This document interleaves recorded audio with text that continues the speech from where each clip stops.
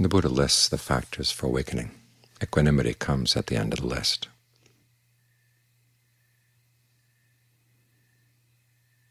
Which gives the impression that it's the highest of the list. And in one way it is, but in many ways it's not. It's also listed as one of the factors that's useful at some times. In other words, when the mind is overly excited, overly energetic, overly worked up about things. Equanimity is one of the calming factors. It goes together with serenity and concentration. When your energy is too low, that's not the time to be developing equanimity. You have to work on the factors that are more energizing. Analysis of qualities, rapture, persistence.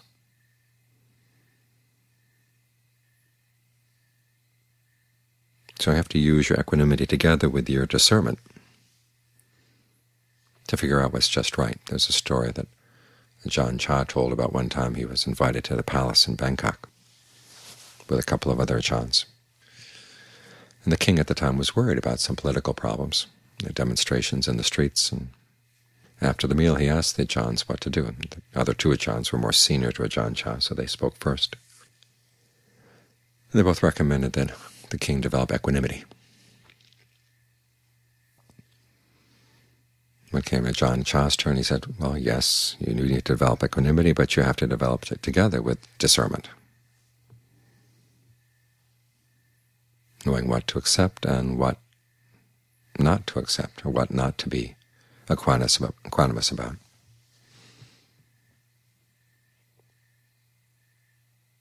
This connects with two principles. One is that there are some things where you can make a difference, and those things you don't want to just leave alone. If you can make a difference for the better, that's what you focus on. Leave equanimity for the things where you really can't make a difference.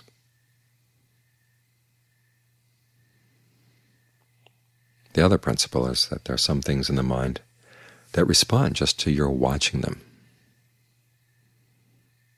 In other words, certain kinds of greed or aversion or delusion come up, and when you recognize them for what they are, it's as if they get embarrassed. They just go away. There are other instances, though, that are not embarrassed at all. They're firmly entrenched. They've got lots of arguments, lots of justifications. And you can sit there and watch and watch and watch, and they're not going to go away. They may go away after a while, but they're going to come back and keep coming back until you dig down and do something about them. That's why the Buddha says you have to use the fabrications of exertion. In other words, you use the way you breathe, you use the way you think about things, evaluate things, you use your perceptions and feelings to deal with those problems, to figure out where they're coming from and what you can do to undercut them, so that eventually they don't come back. So you need to use your discernment together with your equanimity to know when you let things be and when you don't.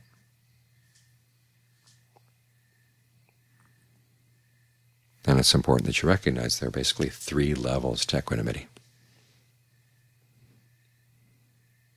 The first one is the one the Buddha taught his son when he was first teaching him meditation. First instruction: make your mind like earth. People spit on the earth, people throw dirty things on the earth, but the earth doesn't recoil. Make your mind like water. People use water to wash dirty things away, but the water isn't upset. Make it like fire, wind. Fire burns dirty things, wind blows dirty things away, blows them around. But the fire and the wind aren't affected by them. So as a very beginning instruction in meditation is you have to learn how to make your mind really solid, not run away from unpleasant things. This is where equanimity is combined with your powers of endurance. Now the Buddha is not saying that you just make the mind like a lump of earth, totally unresponsive. The purpose here is so you can watch things carefully and watch them in a reliable way. If you're the sort of person that runs away from negative things, you're never going to know them. You're never going to understand them. So we're not here just to put up with things or be equanimous. We're here to endure them so we can understand them, how they come, how they go, learn how to observe them.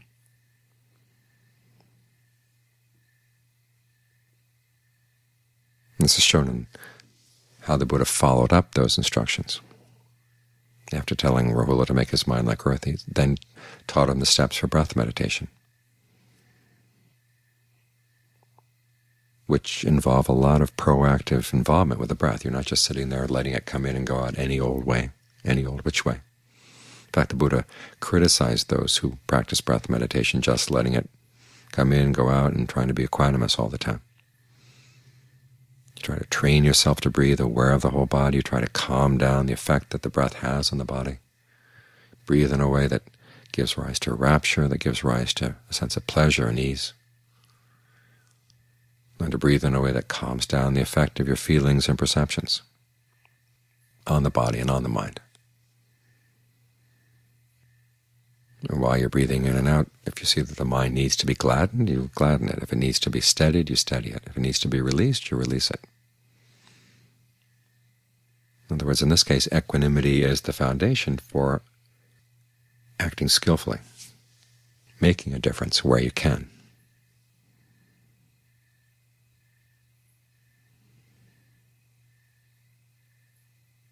So that's the first level of equanimity. The second level is the level that comes when you really can get the mind to settle down and be still.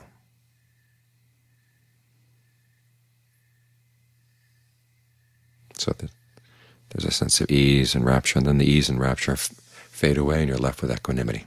This is where the mind is really solid and even more observant, aware all around. And this is the kind of equanimity you can use to watch things in the mind. And as we said earlier, you begin to notice that with some of the defilements in the mind, and they are defilements. We don't usually like to use the word defilement, but that's what they are. They cloud the mind, they darken the mind. Just watch them with equanimity and they fade away. Those are the ones that aren't really deeply rooted. So this is the equanimity that comes from concentration. That's useful in some cases in dealing with the problems of the mind, because you begin to see the mind has all kinds of ways of creating problems for itself. And when you see that it's superfluous, it's very easy to let go. That leaves the deeper problems. These are the ones where you really do have to figure them out, understand where is this coming from, exactly why does the mind go for greed, aversion, and delusion. Why does it like these things? As the Buddha said, if you're going to go beyond these defilements, you have to figure out, one, how they come about, how they disappear, and how they're going to come back again after they've disappeared. And figure out what's their allure. Why do you like them?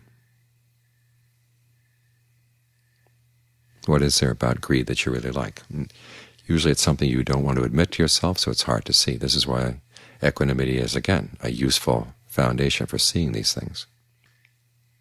So you can finally admit to yourself, well, yes, there is that element in the mind, there's that desire, there's that taste in the mind that really likes these things.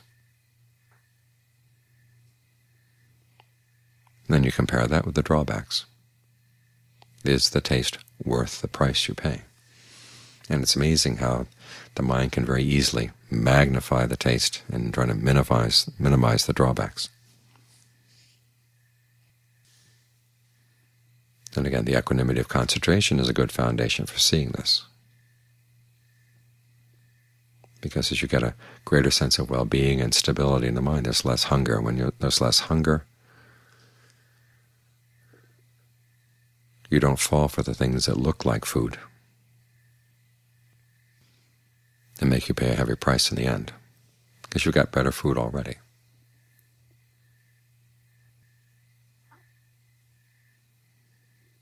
So as you use this foundation of equanimity for analyzing things, understanding things, you finally get to the point where you can let them go. This gives rise to an even greater level of equanimity. It's the equanimity that comes when you found true happiness. There's nothing else you have to struggle for, and you look at all the different things in the area of sight, sound, smells, taste, tactile sensations, and ideas where you used to go foraging for food and you don't feel any desire to go looking there anymore. You've got something better.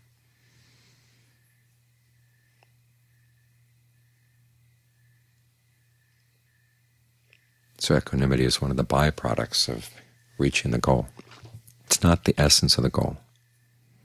Sometimes you hear the factors of awakening being described as descriptions of awakening itself, but that's not the case. They're part of the path.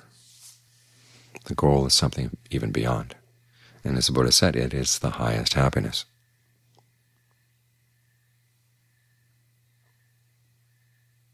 From the outside it may look like equanimity, but inside it's a totally satisfied happiness.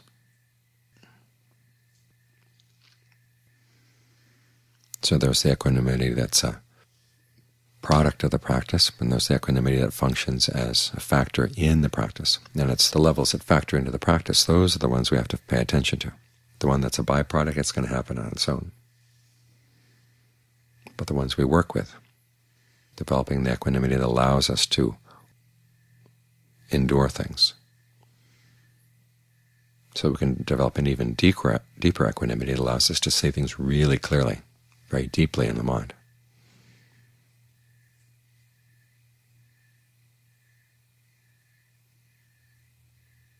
Those are the ones you want to focus on, because those are the ones you can do. Those are the ones you can be responsible for. And as for the results, they'll take care of themselves.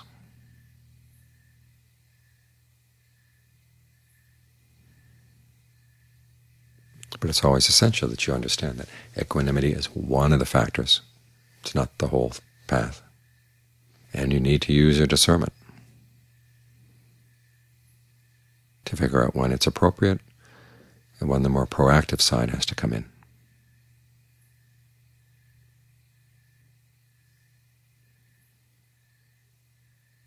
It's the discernment that does the real work. So make sure that it's as sharp as possible.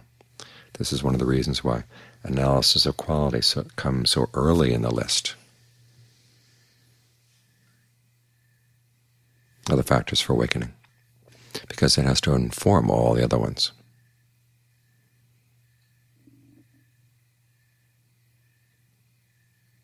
And make sure they stay pointed in the right direction.